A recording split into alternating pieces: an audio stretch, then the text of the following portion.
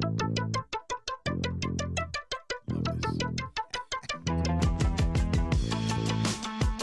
man says, I love this. Yeah. We love this. A chance to be back with you once again. Donovan Bailey running things. Jason Portwando alongside a brethren, DB. Wagwan. Another day, man. Another day. Another day. It's winter again, but it's another day. Yeah, we're going backwards. Benjamin Button with the weather, apparently. It is quite frigid outside. But hey, doesn't matter what the weather is like. We got you for the next half an hour or so. And man, a lot has happened since the last time we conversed.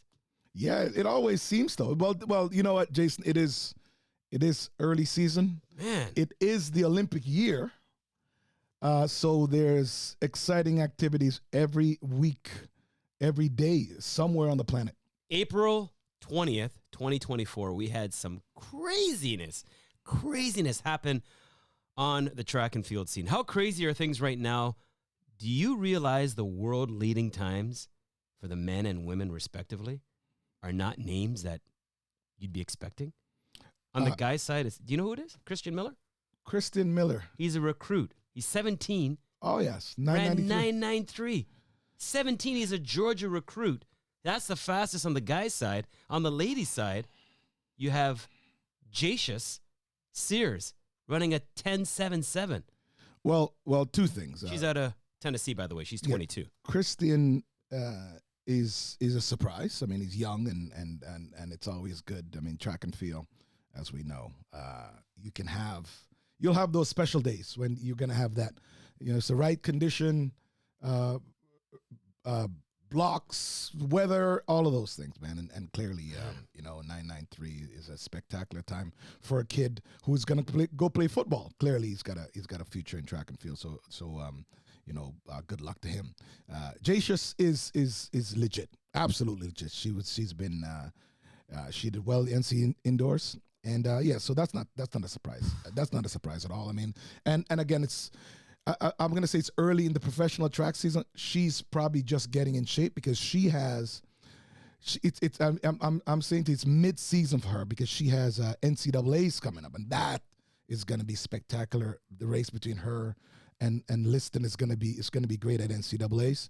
But yeah, I'm not surprised, Jason. It is major championship, the major championship year. So anytime there's the Olympic Games, you're going to have lots of people. And then every single athlete essentially are every weekend, every single athlete is you're seeing exactly what they put on the board.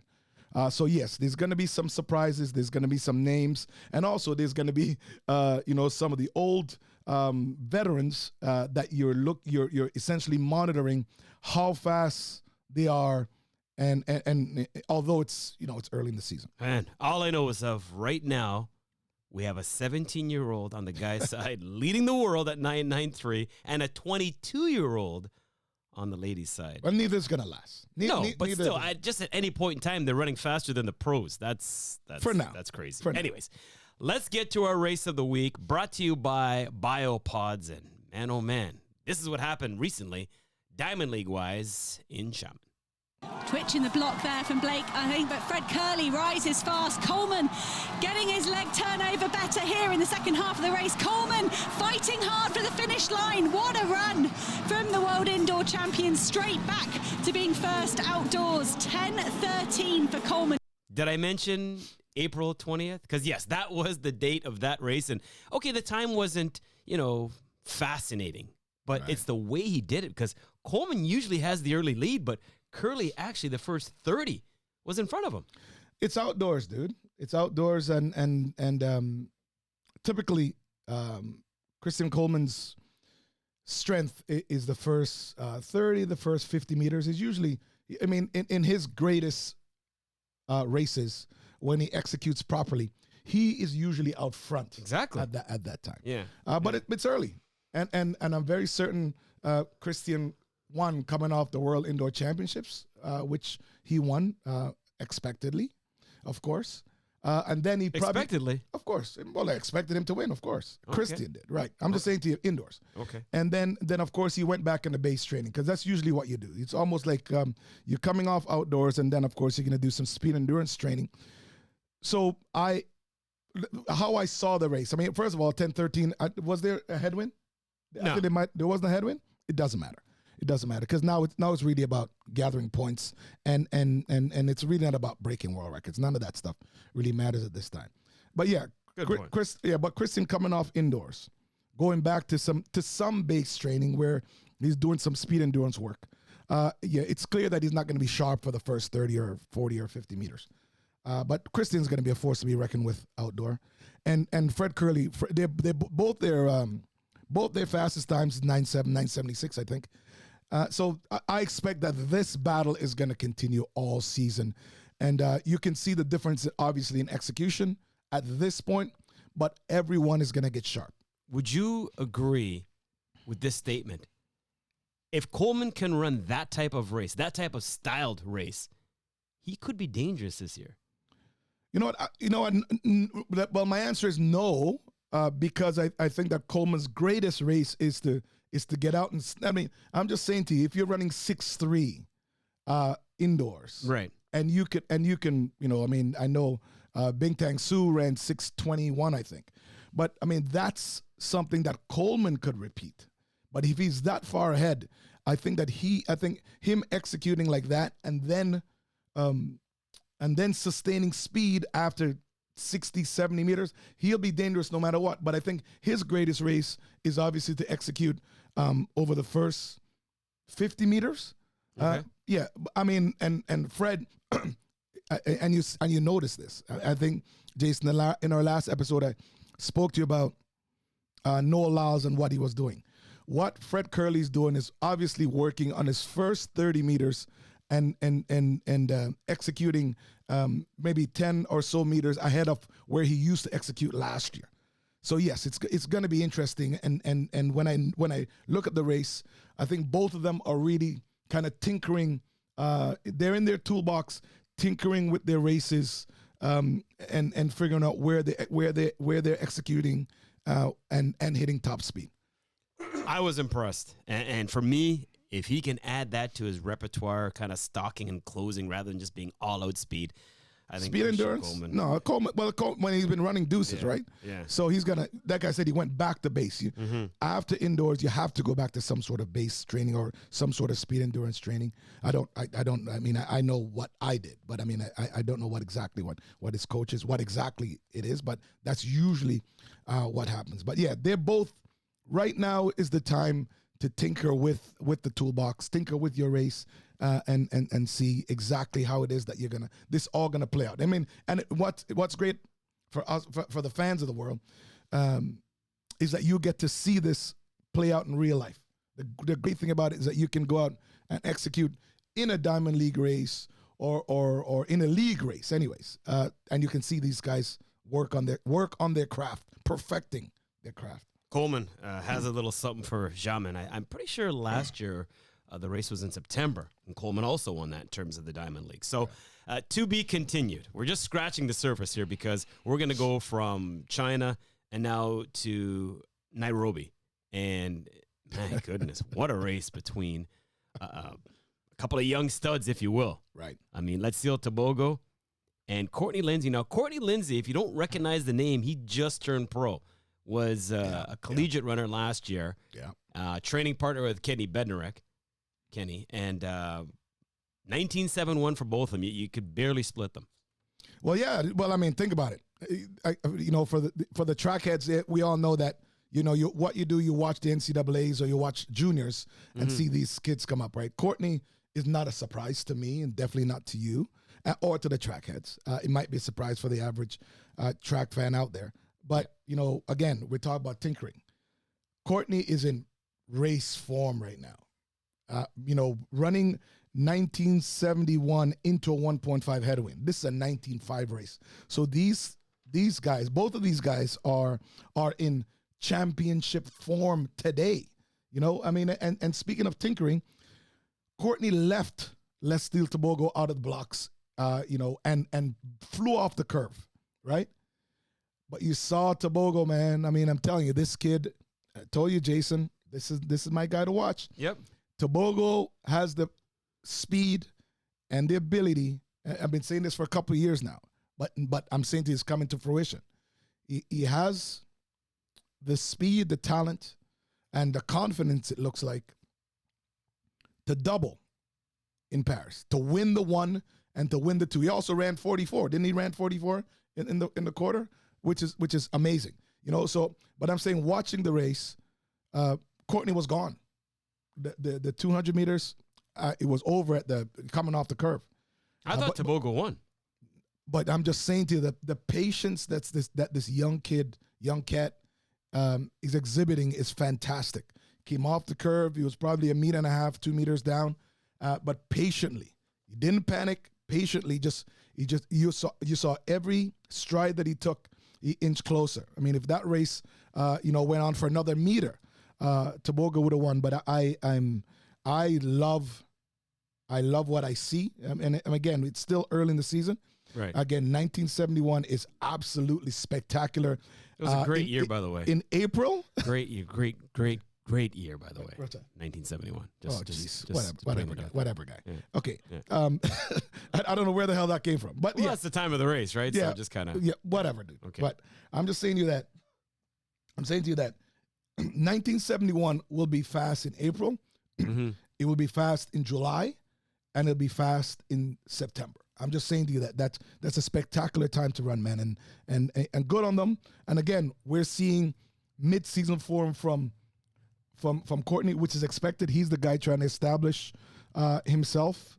That U.S. men's team is looking hot, and that's real good. Did we talk about the 100 meters? No, we're talking about that right now. Oh, sorry. You're just reading my mind. But yeah, I mean, upside. Who's got more upside? Lindsay, Tobogo. Oh, God. Well, first of all, they're both young. You're right. They're both young, but I mean, obviously. Pick one. I'm going to say Tobogo because 100%. But I'm going to say Tobogo because he's been at this for a while. The times as he's dropped, he's gone. This guy, he's also a world championship medalist. I mean, he's been on the podium already. He's been world junior record holder. I mean, dude, man, yeah. And he's young. He's big and strong and young. And I remember, I hope that people don't see this as me criticizing him, because I was the same way when I said last season, I said, man, Tobogo doesn't look like he's even seen the weight room. And I'm saying to you, and again, this is not a criticism. Right. This is something that I personally went through myself. And when I hit the weight room and when I understood those things, my race even became greater. And so Tobogo is in that same place where he's definitely doing a lot of work on the track, but he's going to hit the weight room. And man, there is so much that this kid has. There's so much talent. So I'm looking forward to a spectacular future. Hey, listen, Courtney's no slouch either, and also he's fearless. So it's gonna be interesting. The future of track and field. You have a lot of sports right now that are doing really well, but they're worried about the future. I don't get that feeling with track and field. No, men and women. Every year, both though. sides. I mean, every talent just keeps coming. All right, you spoke of the 100, so we're going to keep it right here in Africa at the Kip Keino Classic. Ferdinand Omanyala, before the race, he said basically, quote unquote, I'm not going to say basically, here's what he did say, quote unquote, talking about how Africans like to take care of their lands. Right. Then he went out there and, I don't want to say laid an egg, but wasn't very impressive. Kenny Bednarek won the race and afterwards said, I just bought land in Kenya. So, so even though we are early in the season, these guys are in fine form already when it comes to the mental aspect, the verbal aspect of the game. This is okay. Oh, geez. Track and field is made, especially the sprints, it's made for personalities. It's made for non-offensive chirping. I think that was great. I'm saying to you that, I think Ferdinand Omanyala is one of the best sprinters on the world, and he's an African champion. Is he maybe too big? No. Well, I mean, I don't know. We'll see, right? I look at his quads. It's just like, my gosh. Well, no, he's a powerful guy. But I'm going to tell you this. Watching the race, first of all, Bednarik is not a surprise. He's an extremely talented kid and another talented guy and on that U.S. team, and he's going to do some damage. We already know that. I mean, he's established himself, right? There's a couple of other names in there that are not familiar to the track world. But, I have to tell you that I'm not at all upset at what Amaniala did. I'm not at all. Clearly. The verbal jab or finishing fifth? Finishing fifth. Okay. Finishing fifth. One of the things that he's done over the past few seasons is that he's shown up and he's running 9.8s and 9.7s at the start of the season. Who the hell is he impressing? Nobody gives medals out in April. Nobody. So at the end of the day, I mean, I'm saying to you, you're never happy or to see people do things. I hope number one, I hope he's not hurt. But number two, I think this is a lesson for him, just understanding that the track season is long, and this is a time for him to kind of tinker with and work on things. I don't know, watching his race, it's very typical of him. He didn't have as good a start as he usually does. His first drive phase wasn't as powerful as it usually is. So he might be coming off base work. He might be coming off, some speed endurance work, so he's not as sharp as he's supposed to be. But I'm saying to you, Bednarik, I expected him to win that or to at least be top one, top two. I disagree. But hold on. You go ahead. But I disagree. Good for you to disagree. I'm telling you, expert here. Okay, that's fine. You are the expert. No, I disagree. Okay, no you problem. can't go and say that I'm defending my turf. No. This is my land. No one can beat me here, and then you go and finish fifth. Chirping is a hell. Fifth. Not second, not third, not fourth. Fifth. Hold on. Okay, we're gonna agree, and I think that's what you're saying. The chirping is spectacular, and that's exactly what. Love it. No, this is exactly what Amaniala is supposed to do. But I'm saying to you, as I'm looking at how this season unfold, I think that the race that he ran. He now can go back, review it, and then fix a whole lot of things. Because the problem with him is like every year he comes out and he runs way too fast at the start of the season. So I'm saying to that, him and his team and his coaches or whatever, there had to be some sort of changes made to his training methods and his preparation, because he was running way too fast at the end of the season, and then every single time he goes to the world championships or major championships, and Jason, he comes fifth. I'd rather see Amaniala run fifth last week or a couple of days ago than make it. But that's my point. I understand my point is that you can lose every race all year and win the Olympics. You can lose every race all year and win the world championships. There's only one race that matters. Clearly, you're definitely not going to come out of nowhere, and he's not going to come out of nowhere because we know of him already. But I'm saying to you that I think that we're agreeing on the same thing, which is I think the chirping is great, and this is exactly what he's supposed to say. Man, I can't believe that you guys are coming in my house and you expect to take anything from me. And Bednarik is the perfect response. Bought some land in Africa. I think that I think that's great on them, but I'm talking about preparation. Amaniala is clearly running well, and he's gonna be just fine. But I'm saying to you that this is probably a really cool and good learning experience at this time of year for him to understand what preparation for the Olympics will be all about. You're the expert. I disagree. But I will say this. You're right. It's early. Right. It's early, but you got to start somewhere. And to me, that was not a very good start for Ferdinand Omanyala. But you're right. If he wins the 100, are we going to remember this start at the Kip Keino? No one will talk about it, right? Well, that's going to be That's also. I mean, here's the thing. You just said if he wins. Now it's going to be. That's some heavy lifting at the Olympics. I'm just saying, if he, you know what I mean? If he does well, we're not going to remember this first. Oh yeah, that's absolutely. There'll be a couple of Africans around for sure. Right, and he's got a chance. I think he's going off to the World Relays next. I think that's what his in Bahamas. Yes, that'll be great. So. That'll be great for guys competing. Camaraderie and performing at the highest level without having the individual race angst. Donovan Bailey running things, Jason Portwando alongside the living legend. Let's talk some ladies now. Enough with the guys. Let's talk Julian Alfred, because we got a little taste last year collegiately towards the end when she was wrapping up her great career there, then a bit of a taste professionally. She's underway this year.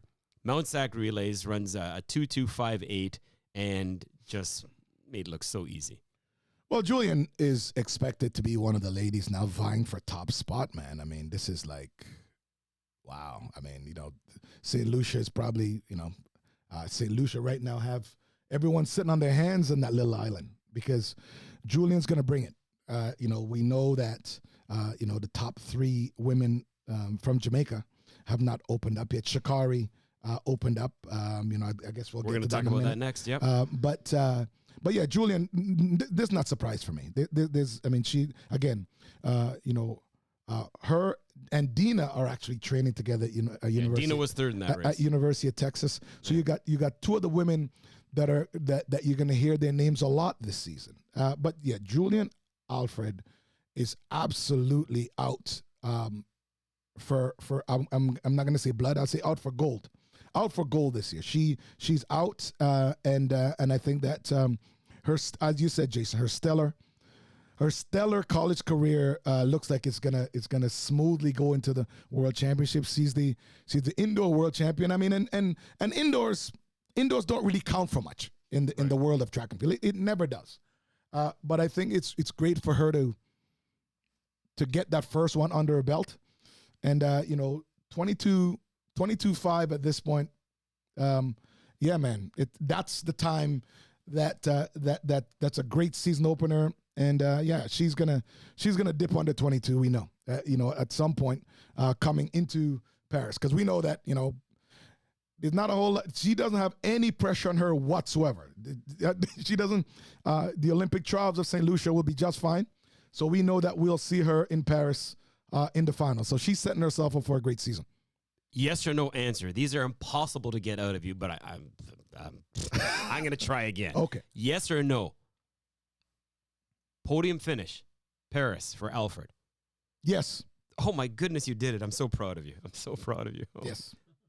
I mean, I knew you listen, could do it. It'll be okay. Enough. You answered the question. It'll be incredibly tough, but yes, I would vote that she has all the possibilities to get on the podium. Okay. She also won as part of the 4x1 team, and she beat a team that consisted of some other pretty good runners, including Sydney McLaughlin-Levrone. We got a chance to see her for the first time. So we will continue to monitor that situation. So Alfred, of course, we know she's a star on the rise.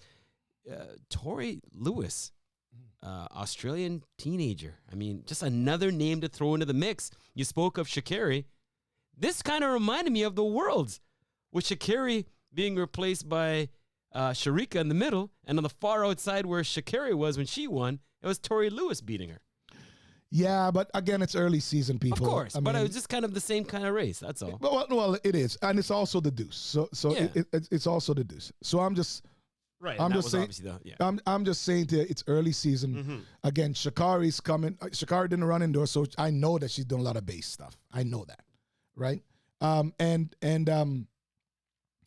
Yeah, it's a deuce. Tori. I'm very certain. Maybe you're saying that. Maybe this is what you're saying, Jason. Is that Sha'Carri didn't even see her? Yeah, same type thing. Exactly. Tori Lewis is a great young sprinter from Australia. She's got fantastic upside. She's young.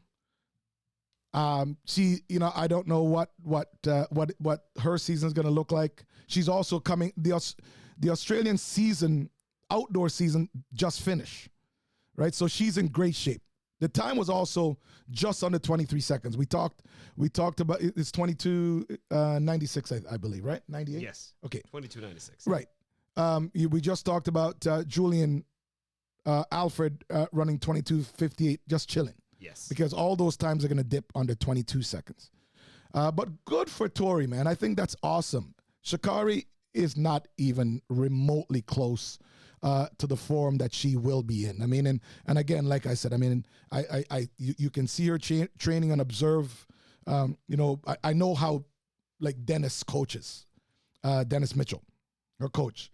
And so I know that she's really just kind of toying with the field right now because Sha'Carri is gonna come out and drop a bomb very soon.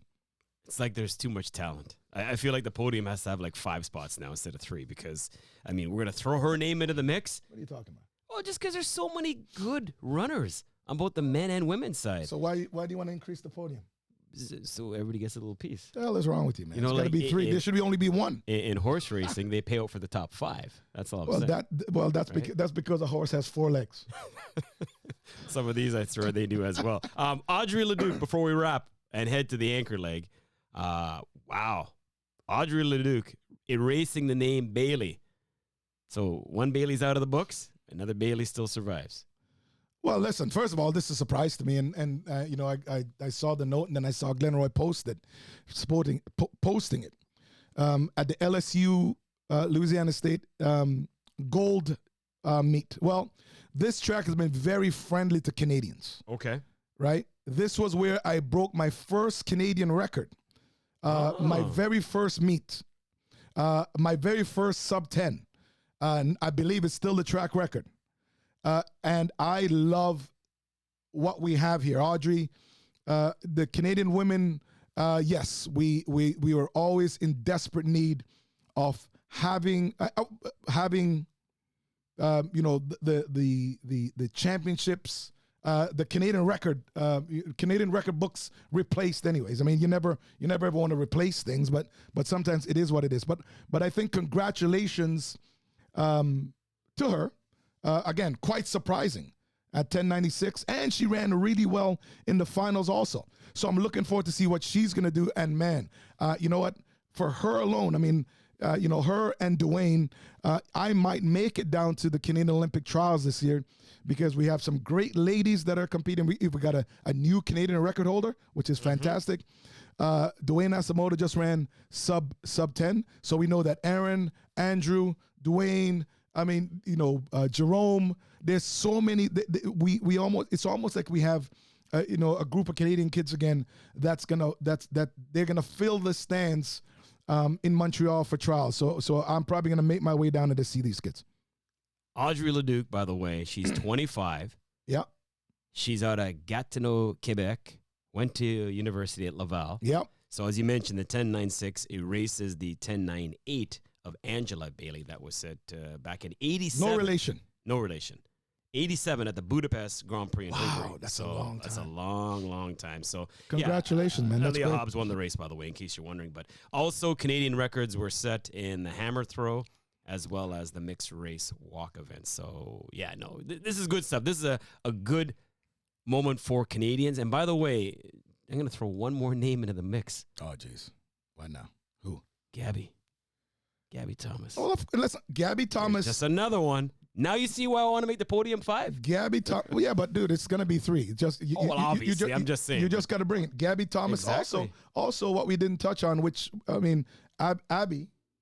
Yeah, Steiner just opened up. So I'm just saying to you that again. It's early. But it's still very early. Yes. And over the next 2 weeks, next 2-3 weeks, it'll be awesome. Gabby can do the 1. Gabby can do the 2. Gabby can do the full lap. That's all I'm going to say. You know what time it is. Brought to you by the Great Canadian Sauce. Yes, TG. What is it? TGCS Co. Yes, the Great Canadian Sauce Company. There we go. The Great Canadian Sauce Company. Check it out. Sponsoring the anchor leg, which this guy still can run.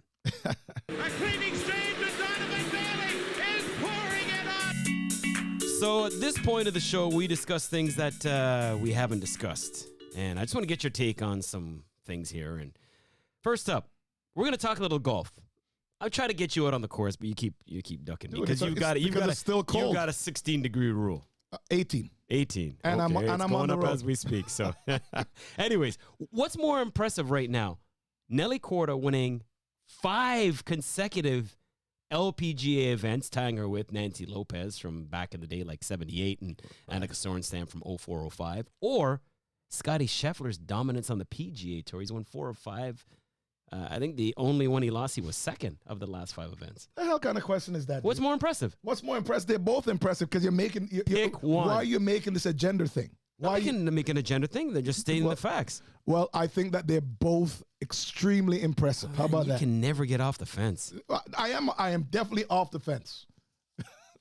I am way off the fence. I'm just saying to you that they're both spectacular. Spectacular. They are mentioning, okay, is this deserving? They're mentioning Scottie Scheffler right now in the same phrase, if you will, as a Tiger Woods. No, that dominance hasn't happened yet, but it's clear that you know what? Mm-hmm. What I love about him is that he's in the zone. He's in the and you see it every day, every week, every competition, and impressive what he's doing. Yeah, I agree with that. I agree with that 100%. And by the way, I'm going quarter to win 5 in a row. That's amazing. You spoke of Sha'Carri. Mm-hmm. We should mention that she signed that deal with Sprite, I do believe. Coca-Cola. Oh, Coca-Cola? Well, I mean, that they own. Same brand. Yeah, same brand. But here's what I want to get to. Caitlin Clark. She is headed to the WNBA. She signs an 8-year deal with Nike worth $28 million. What's the question? The question is, will she be the greatest female athlete of all time? Well, I mean, only time will tell with that. Yeah. I mean, only time will tell. I'm going to say yes. I think she's going to rewrite record books. Well, listen, I think that, first of all, I believe that the women of the WNBA is looking forward to the rookie coming in and lighting them up. And looking forward is where real competition happens. The fact is, Caitlin Clark today is the most marketable female basketball player in the world, and she's taken full advantage of that. Go and get the bag. Damn, that's a good point. That's a good point. It is what it is, man. Go collect the bag today. I mean, but stepping up to that next level, you're right. I'm waiting to see how that's going to be. It's not, and there are professional women. The women of the WNBA are salivating. I mean, I'm saying to you that again. I can remember as an individual in my sport, we always looked at the rookies coming in, and the number one thing was, I'm going to put that rookie guy in his place, and I'm very certain there is a ton of ladies out there salivating to guard Caitlin. All right. And all right, move over. Yes. I want a piece of that fence with you. Okay, I'm gonna put that one on pause for now. Right. Ryan Garcia, my goodness, I haven't seen this in a while. Yeah. He knocked down Devin Haney not once, not twice, 3 times in the same fight, and all of a sudden he is the super heavyweight, if you will, super lightweight, I should say. Champion. No, you didn't get the title. Remember, I'm the big track fan. His first defeat. But I'm saying he handed the champ his first defeat. Right. Yes. His first defeat. Yeah. There was nothing on the line in terms of you're right. There was no title on the line, but here, dude, I watched the fight. I mean, and I was at an event actually, and I'm like, okay. I'm cutting this short. I need to go home to watch the fight. First of all. Did you actually say that to your peeps? Yes, of course. I said, I got to watch the fight. See, I got to go. Wow. I said, but he shocked me because I thought that it was going to be a Devin Haney decision. That's what I thought it was going to. I'm talking about, I thought it was going to be before the fight started. But this guy, because he seemed very erratic and unfocused. And it says a lot about you being a fan and you think that you're in the head of an athlete who you admire. But this kid was amazing. I mean, he took the champion apart, knocked him down, like you said, 3 times, and told him about himself, man. It was amazing to watch. And I got to tell you, Jason, I mean, we have race of the week, but that's definitely, for me, that's a candidate for fight of the year already. Wow. Knock you down in the 7th, knock you down in the 10th, knock you down just stay down. There's a great shot, by the way, where his legs buckled. Oh, yes. And there's a few of them. Yeah. There's a few of them. All right, a couple more things. Canadian sprinter Aaron Brown says he wants Olympic finalists to be paid, not just the winner. Last show we talked about the IOC coming out and saying $50,000 to the winner. But now Aaron Brown is saying, no, it should be for a finalist, period, not just the winner. You know what? I could probably further agree with Aaron. Okay. I think that $50,000 is not enough money. for the winner of the Olympics. I think it should be $500,000 or $1 million. That's what I think it should be at the highest level. Yeah, right? 50,000 almost seems like Right. slap in the face. What I think should happen is in golf or in tennis or even in NFL or NHL, I think it should start when you're named to the team, right? I think the incentive for all athletes should be that if you're named to the Canadian team to represent Canada, then immediately, I'm not talking about the carding money that you get to help training. I'm talking about on top of that, when you make the team, when you're named to the team to represent Canada, then you should be getting maybe $25,000, right? Immediately. And then as you make your way up the ladder, all the way up to the podium, there should be increments of maybe $10,000, $20,000 all the way to the podium. All right. Well, speaking of which, podium money, Serena Williams' husband, Alexis Ohanian, co-founder of Reddit, is putting together an all-ladies track and field event where the winner is going to get $60,000, $25,000 for second, and $10,000 for third. Hey, listen, any event. First of all, I think that's awesome. Any event that's gonna showcase the amazing talents of the world's best professional track and field athletes, I am all for. And clearly we have some of the greatest female athletes in the history of the world. So I am all about supporting that. Man, oh man, this is so good. Not just because it's an Olympic year, but wow, track and field, I'm telling you. I'm pretty sure we're inside 100 days now. Good. Until Paris. And there's just so much to cover. We could have went on for another half an hour. Yes, but we're not. No, we're not. A big thanks to the Great Canadian Sauce Company and BioPods for being a part of this podcast. And you, most importantly, this is why we are here. Doing this for you, keeping you up to date on the world in track and field. I'm Jason Portwando. He is Donovan Bailey. And we'll see you next time. Have a good day. Yeah. Is this your theme, by the way? My theme? Yeah. What do you mean my theme? I like this. See you next week? No, this music taking us out. Oh man, this is good stuff. All right. Man.